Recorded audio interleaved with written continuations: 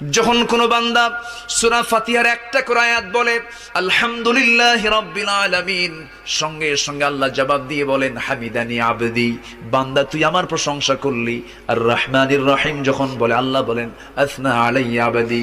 মালিক ইয়াউমিদ্দিন যখন বলে আল্লাহ বলেন মাজ্জাদানি আবদি। এরপরে যখন বলে ইয়াকা না'বুদু ওয়া ইয়াকা নাস্তাঈন পর্যন্ত যখন বলে আল্লাহ বলেন বান্দারে তুই আমার কাছে কি চাস, প্রাণ খুলে চারে বান্দা।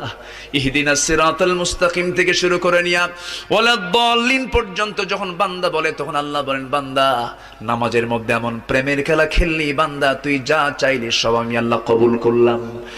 ওই বান্দা যখন রুকুতে যায় আল্লাহ তখন অস্থির হন।